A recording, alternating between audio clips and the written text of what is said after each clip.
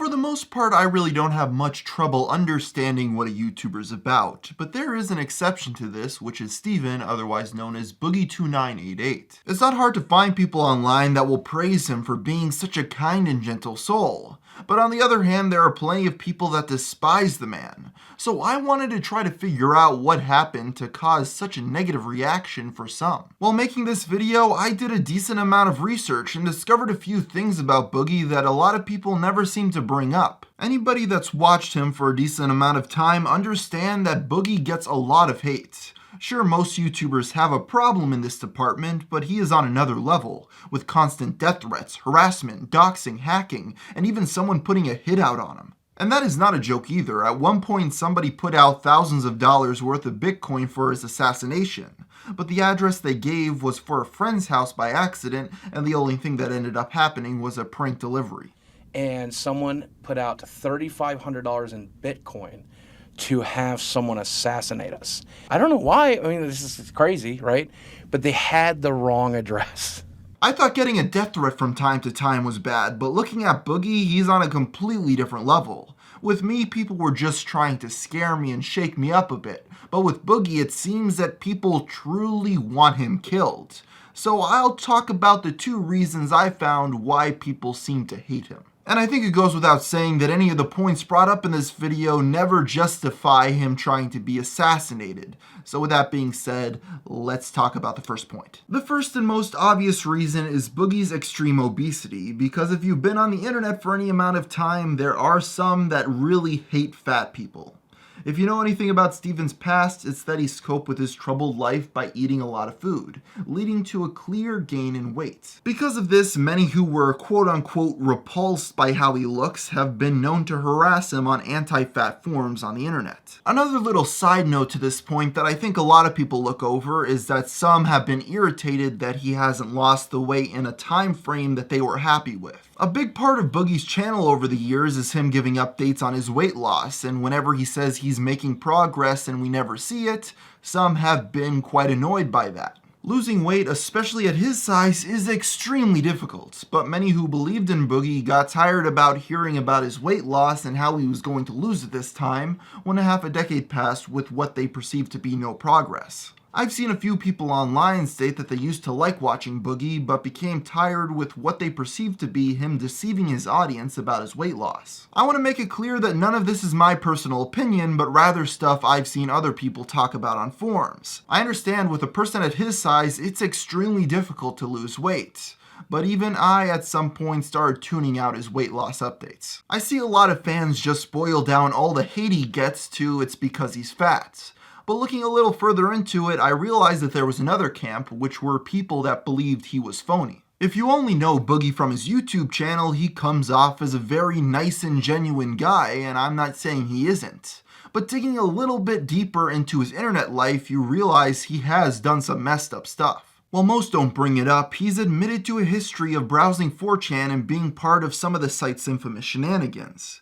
In one podcast, he's even talked about how years ago he'd trick random people online into clicking on links leading to some really disturbing and graphic pictures. Back when 4chan was brand new, in the pre-Boxy days, I was very active there, and I would read like other awful websites that showed like people dying and stuff, and like I would look at all the really messed up stuff on the internet. And Tub Girl, like I would post pictures of Tub Girl on Christian message boards to troll people. Like probably the worst thing I ever did is posting pictures of Tub Girl in a place where it doesn't belong. Don't Google that. If you've never seen it, you don't want to see it, by the way. I've always been afraid to. I've heard it forever, and I'm always like, I don't want to. It's really awful. It's really awful. Yeah, there's a lot. There's much worse out there, but. And that was until I guess until like your mid-20s, about late 20s. Oh, geez, really? All right, I was in my 30s, really. Oh, in your 30s? Yeah, I was in my 30s. It took you longer to grow up than. Right. I definitely suggest you not search that picture he mentioned. He's not underestimating how messed up it is. And even though he now regrets doing it, that doesn't change the fact he did send it to a lot of people, which I assume included children. I really want to emphasize that he wasn't just some stupid teenager doing this either. He was a 30-some-year-old man sending graphic and disturbed images to people for fun. I also found evidence that suggests Boogie is still using 4chan, and how he talks on there is nothing like how he speaks on YouTube. Actual Boogie here, please stop, you beta cuck. Why are you so desperate for attention that you need me to get it? F off and hit the gym instead of doing this miserable with your life. So how do I know this is Steven and not a troll? Well, looking at the archive, I found that he posted his trip code on Twitter as proof that it was actually him.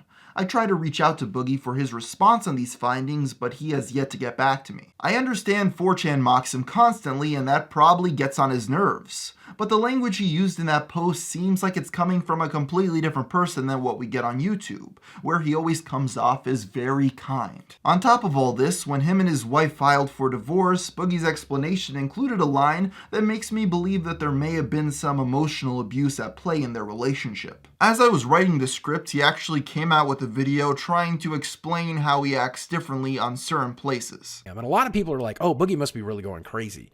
Boogie must be losing his mind. Boogie's not the person that I expected Boogie to be. Well, that's your perception of me. Are you joking? Who on social media just portrays themselves? Who on social media shows all of the nasty, gnarly, miserable parts of their lives? Nobody. Who does that?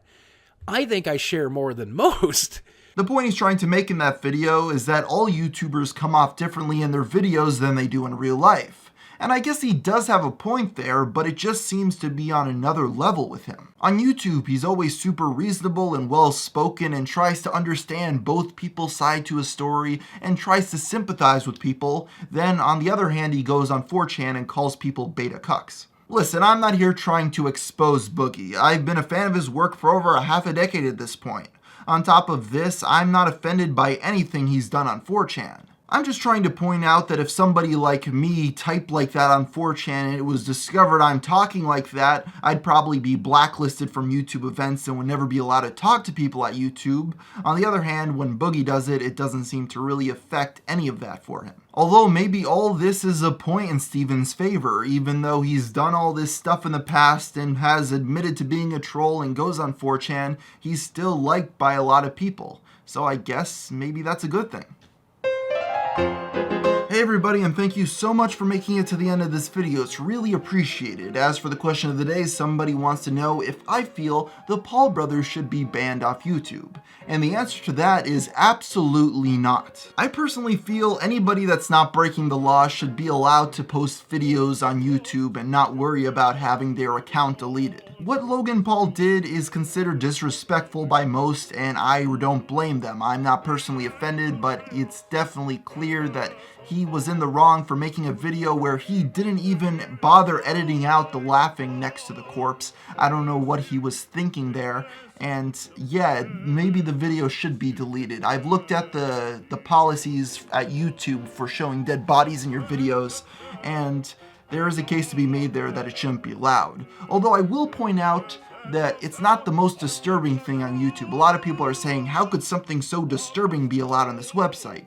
And I'm not sure where they're coming from with this, considering that there's a lot of graphic Holocaust footage on the website. I'm sure people will argue that that stuff is made to document events, but in a way so is what Logan and Jake Paul do, except on a much lower and more immature scale. I guess the question many people have to ask is if they should be held to a higher standard because they're so much more popular than everybody else. And in my opinion, in the public eye, yeah, they are going to be held to a higher standard.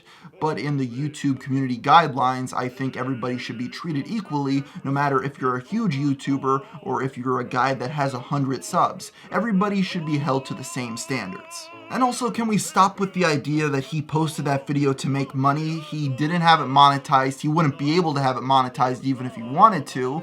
And the merch sales would not make up for the fact that he was not having ads running on that video. It doesn't even make any sense. He'd make a lot more money if he just had a generic advertiser-friendly vlog that got 5 million views rather than, hey, look at this dead corpse video that would get 15 million. Of course, he's getting more attention from it, so I think it's fair to say that he did it to get attention, but he did not do it directly to make more money off a dead person. A lot of people are going to be mad at me for playing the devil's advocate for the Paul brothers, but at the same time, I hope that people would play the devil's advocate for me if I made a mistake. So everybody should be treated equal no matter who they are on this website, and I think I'll end the video on that note. So until next time, thanks for watching.